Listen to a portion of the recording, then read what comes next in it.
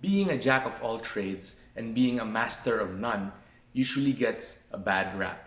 But in music, is it really that bad? Welcome everyone, this is Cade and Keys, helping others love the piano and music by learning the methods and the systems, developing the mindset, and cultivating the soul.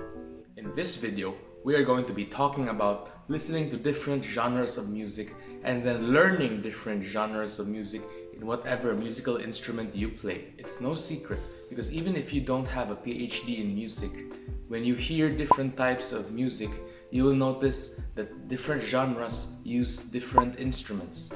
They have different rhythms, they have different melodies, they have different colors of sound, they give out different moods.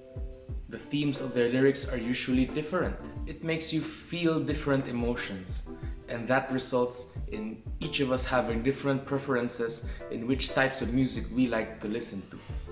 But again, I'm going to be talking about the advantages of listening and learning all these different genres of music, and I don't think there are going to be any disadvantages. Number one, it expands your knowledge. Different types of music require different techniques. And these different techniques are what make each style of music distinct. Distinct in its melody, its harmony, its color, its rhythm, or lack thereof. And these different techniques are what make the mood distinct when you listen to each type of music. For example, when you listen to a classical piano piece by, let's say, Mozart, you will hear how the structure of the melodies are so constant. You will hear the consonant rhythms. When you listen to Mozart, you feel balance. On the other hand, when you listen to jazz pianist Bill Evans, you will hear all the sudden syncopations, all the sudden rhythm changes. You hear all the dissonant harmonies, and it makes you feel different emotions compared to Mozart. Another example, the only pipes and tubes known to classical music were the pipes and tubes of brass instruments, of woodwind instruments such as the flute, the bassoon, the clarinet, the saxophone. And they gave different colors and they were really amazing. But now you come to the 21st century and then you look at Walk Off the Earth's cover of The Shape of You, and you notice they're using plastic tubes, which are apparently called boom whackers, to create music. Then they also use the fork as a percussive instrument. Who would have thought that you could use all these things as musical instruments? You have one instrument, the piano. You let Yurma play his instrumental music.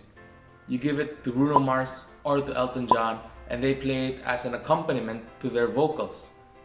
All these different styles with just one instrument, but all great music nonetheless. You can have something so structured like classical music, and then you move forward in time and you have something so seemingly unstructured or eccentric like jazz improvisation, and then you can have something so simple like pop. But nevertheless, all these different types of music still drive a point forward. They still make you feel different emotions. They still get to your soul, and so they still all serve their purpose as music. By realizing all this, all these different cultures, all these different instruments, all these different sounds, acoustic, electric, computer generated, it opens up your mind to the knowledge of what's possible with the instruments that you have, and even with the possibility of the things that you didn't know could become instruments. Listening, exploring, and learning all these different types of music expands your knowledge of your instruments and expands your knowledge that you can apply to your skills as a musician. So number one, it expands your knowledge. Number two, it deepens your empathy. You have Beethoven's Fifth Symphony, which is arranged for more than 10 different instruments playing at the same time.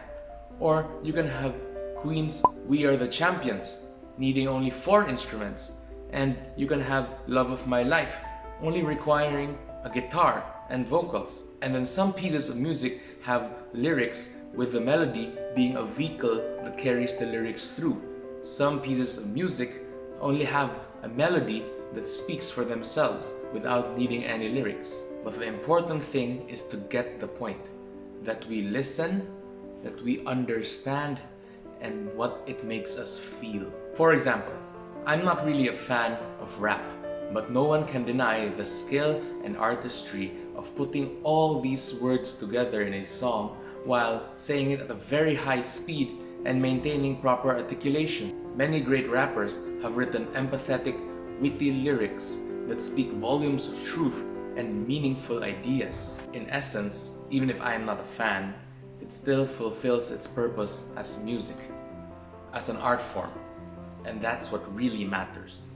During my high school days, when I was heavily invested in my classical piano lessons and I listened to classical music around 90% of the time, although it was very good and very beneficial, which I'm still experiencing until now, but sadly, my highfalutin and pretentious ass frowned upon any other form of music, deeming it barbaric, lacking any sense of technical prowess or taste.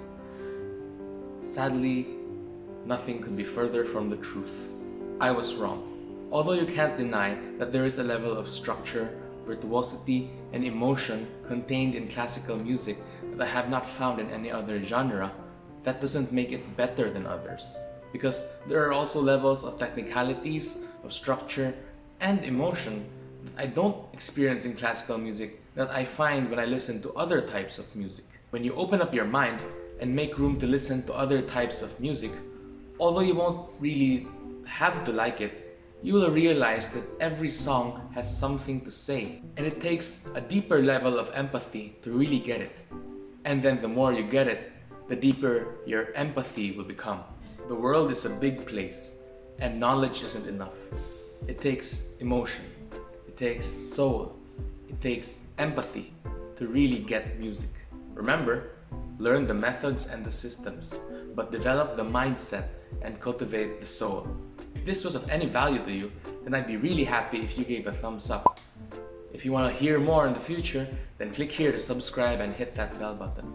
For any of your comments, suggestions, questions, criticisms, I'd be happy to hear them all. Write them in the comments down below.